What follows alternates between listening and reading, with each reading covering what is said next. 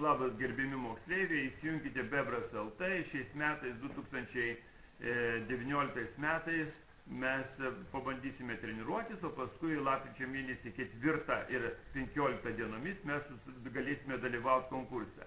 Konkurse jūs galite ateiti bet kurią pamoką pas mane, aš jumis atleisiu nuo pamokos ir jūs galite sudalyvauti konkurse.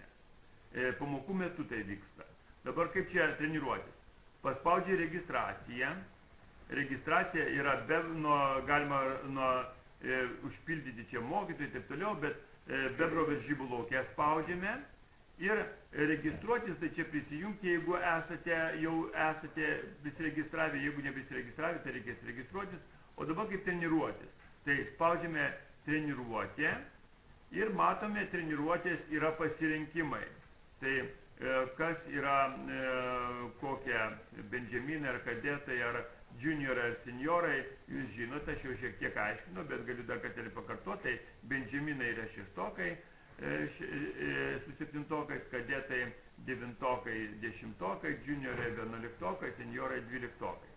Tai, ir, sakykime, benjaminai pasispaudžia treniruotis, ar čia norite 11 metų ar 10 metų, reiškia, ir galite treniruotis. Kaip ten treniruotė atrodo, galim pasižiūrėti. Sakykime, parašyta kairėn, sekundės eina, visa kita, kiek laiko jums duoda, kiek uždavinių reikės, perskaitom sąlygą ir įsirenkam teisingą atsakymą.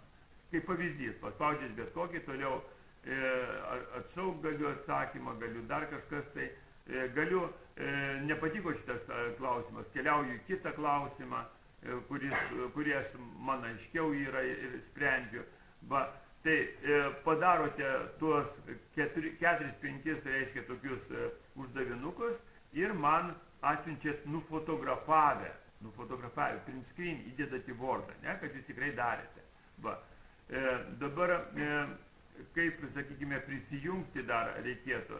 Prisijungti galima sukurti naują paskyrą, tai paspaudžiame sukurti naują paskyrą ir užpildom viską. Jeigu turite jau savo paskyrą, tai tiesiog suvedat duomenis, spaudžiat pirmin, įsirenkate, aš kaip mokytojas įsirenku, reiškia, kam aš atstovauju ir tada pas mane yra jūsų visi duomenys. Ir aš tada patvirtinu, kad tikrai toks mokinys yra, ne viskas, kad jūs prisiregistruosite, aš tada turiu patvirtinti, kad tikrai toks mokinys yra.